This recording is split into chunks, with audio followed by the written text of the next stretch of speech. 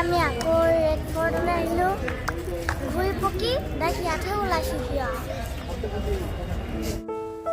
এইফালে যি নলাৰ নিচিনা দেখিছে ইয়াতে আগতে ঘৰিয়াল পুহি থৈ দিছিল আৰু এই ৱালখনৰ ইপাৰে সৰু জংঘল এখন আছে তাতে বাঘসিংহ আছিল কাৰণ শত্ৰু যাতে কোনো পধ্যে কিলাটোৰ ভিতৰত সোমাব নোৱাৰে এয়া চাওক ইয়াতে আছিলে বাঘসিংহ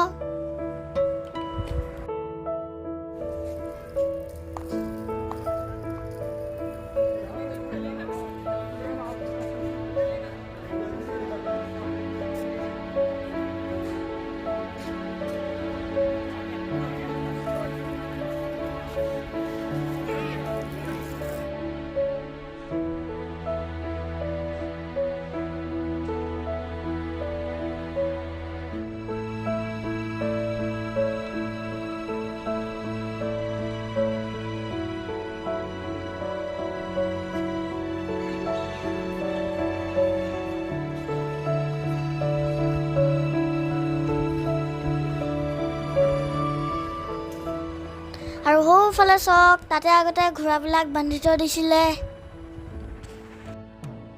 আৰু এই ৰাস্তাটোত যি খাপ খাপ দেখিছে এয়া কোনো ডিজাইন নহয় হাতী ঘোঁৰাবোৰ যাতে পিছল খাই নপৰে সেইটো কাৰণে এনেকৈ বনাইছিলে গাইজ এইটো আগ্ৰা ফৰ্ট মইতো অকল ৰেড ফৰ্টৰ নামহে শুনিছিলোঁ আগ্ৰা ফৰ্টো আছে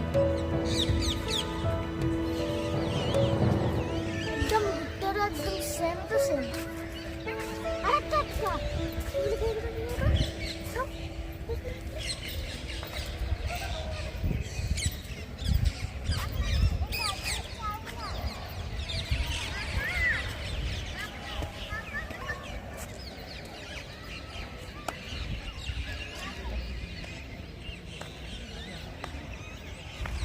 আৰু এইটো হৈছে জাহাংগীৰ বাথটাব সৰু থাকোঁতে ইয়াতে জাহাংগীৰে গা ধুইছিলে এইটো তেওঁক মোমাইকে জন্মদিনত উপহাৰ দিছিল আৰু এই বাথটাবটোত কোনো ধৰণৰ জইন নাই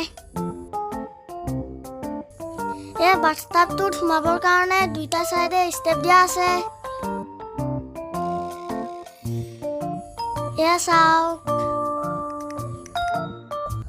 আৰু এয়াই হৈছে দিৱানিয়াম মানে প্ৰজাসকলৰ যদি কিবা অসুবিধা হয় বা কিবা চুৰে হ'ল তেতিয়া আকবৰে ইয়াতে দৰবাৰ পাতিছিল যিয়ে বেয়া কাম কৰিছিল তেওঁক শাস্তি দিয়া হৈছিল যিয়ে ভাল কাম কৰিছিল তেওঁক ৰজাই উপহাৰ দিছিল ব'লা যাওঁ ব'লা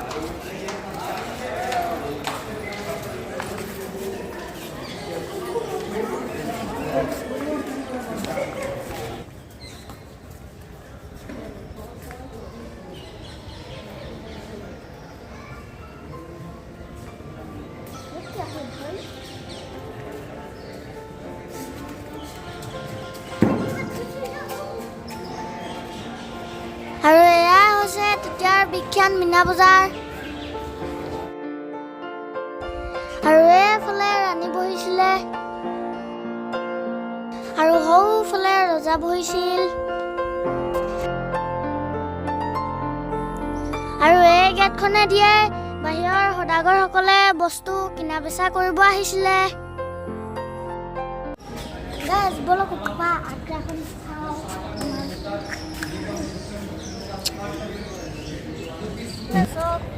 আগ্ৰাখন কেনেকুৱা লাগে তলত আকৌ কি আছে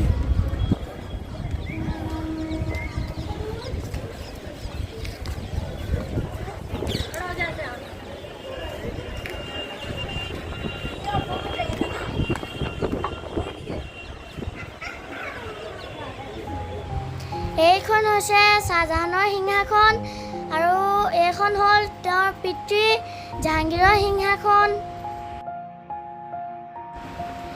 ইংৰাজসকলৰ লগত যেতিয়া যুদ্ধ হৈছিলে তেতিয়াই কেনন বল আহি এই সিংহাসনত লাগি ফাটি গৈছিলে চক। আৰু কেনন বল বাউন্স হৈ সৌ ৱালখনত লাগিছিলে ফুটা হৈ গ'ল চক।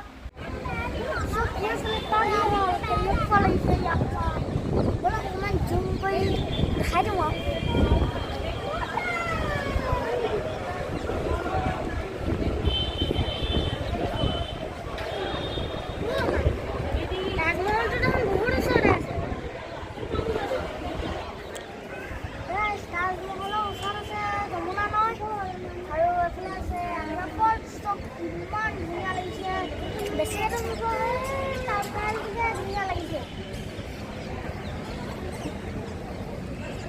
কাইলৈ যাম আৰু চাবলৈ। চাই থাকিব ভিডিঅ'টো।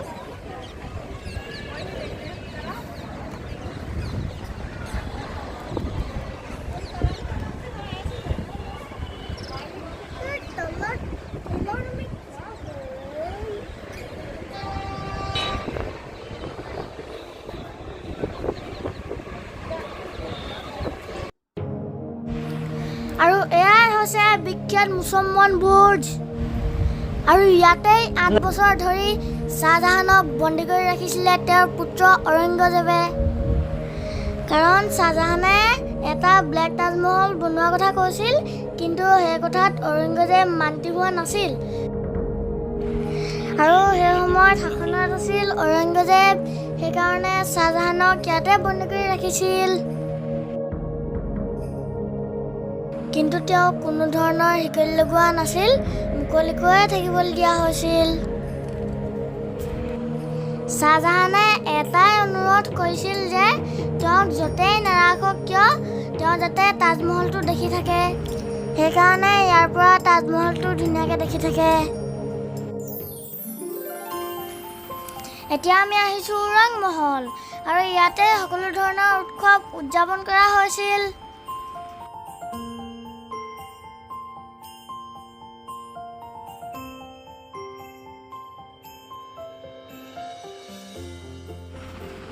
আৰু এয়া হৈছে তেতিয়া দিনৰ ডাইনিং হল।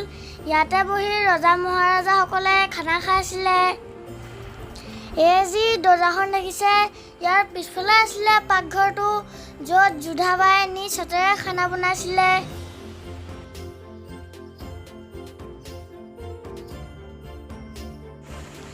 গাইজ, এয়া হৈছে শীশমহল, মানে বিউটি পাৰ্লাৰ বুলিয়ে ধৰি লওক। আৰু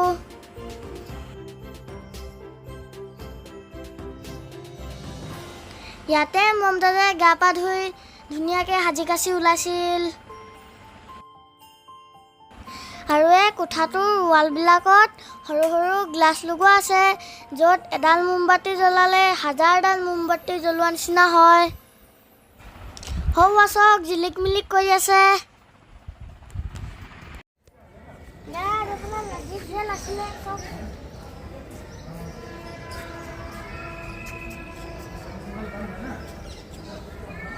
মা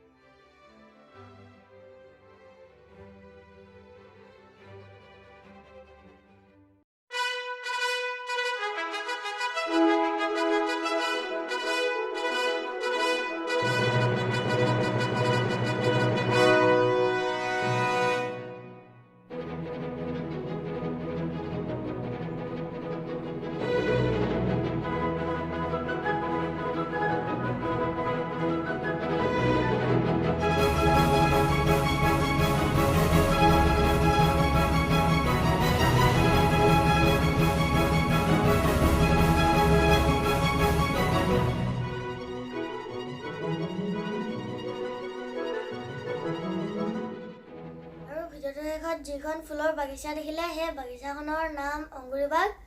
কাশ্মীৰৰ পৰা ৰঙামাটি আনি তাত আঙুৰৰ খেতি কৰা হৈছিলে, আৰু সেই আঙুৰৰ পৰাই ৱাইন তৈয়াৰ কৰা হৈছিলে, কাৰণ মোগল সম্ৰাট জাহাংগীৰে ৱাইন খাই ভাল পাইছিল। আৰু গাইজ, এটা কথা শুনিয়ে মনটো কিবা ভাল লাগি যায়। চাওকচোন বাৰু মোগলসকলৰ লগত ইমান ধন সম্পত্তি থকা পাছতো আৰু হাজাৰ হাজাৰ সৈন্য থকা পাছতো আমাৰ আহোম কিংডমৰ লগত যুদ্ধত হাৰি গৈছিল। চাওকচোন বীৰ লাচিত বৰফুকনে কেনেদৰে বেমাৰী গাড়ী তেওঁলোকৰ লগত যুদ্ধ লাগি পিনি তেওঁলোকক হৰাই দিছিলে। এতিয়া শুনিয়ে ভাল লাগে সেইবোৰ কথা। তেন্তে গাইজ ভিডিঅ'টো ইয়াতে সামৰণি মাৰিছোঁ। ভাল পালে যদি লাইক কমেণ্ট শ্বেয়াৰ কৰি দিব। জয় হিন্দ, জয় আই অসম।